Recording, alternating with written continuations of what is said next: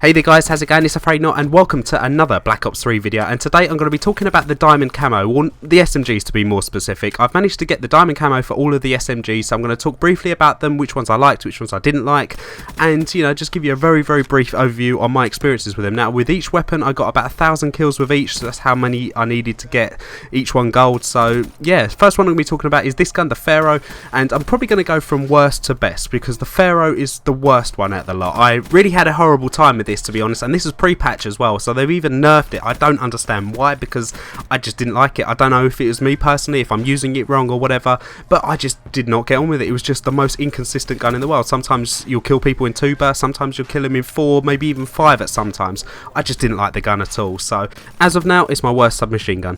The next gun I want to talk about is the Weevil. The Weevil is okay, it's not the best gun in the game, it's certainly not the worst in my opinion. I managed to get 2 nice clips with it. I put it at the beginning of my last video. If you haven't seen it, please check it out. I thought it was quite nice, so I stuck it at the beginning as an intro clip, but ever since then it just kind of went down with me. The KD ratio of me having the gun just kind of went down. It's a low damage and it's not really a high fire rate. If it's a low damage, I tend to expect submachine guns to have a high fire rate, but this gun didn't really have that. It reminded me a bit of the P90, but not really. It just wasn't as good for me. So but yeah, I did have a little bit of fun using it, but again, as I say, it wasn't the worst, but definitely not the best.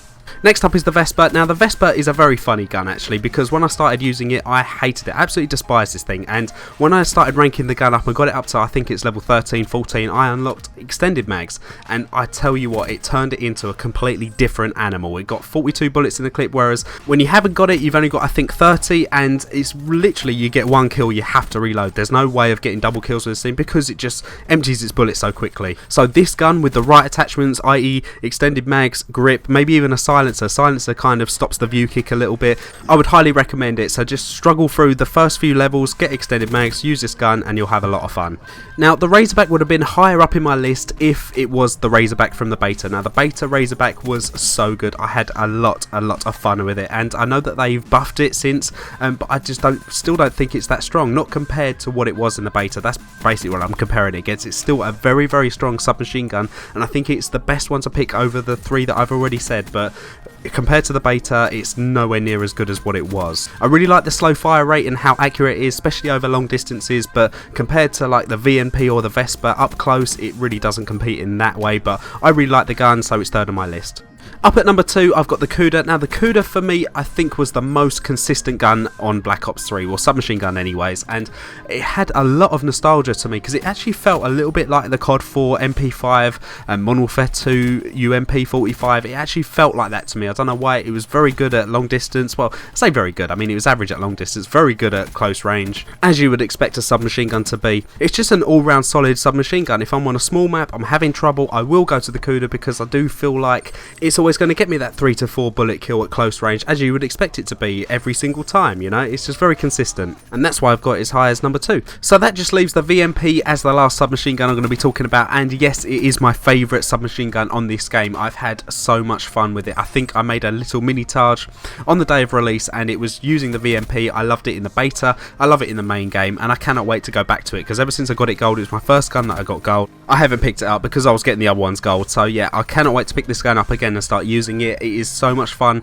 It's a really fast fire rate, it's got really nice recoil, barely any to be honest. It's not that good over long distance, so you will be putting sort of 6 or 7 bullets into someone.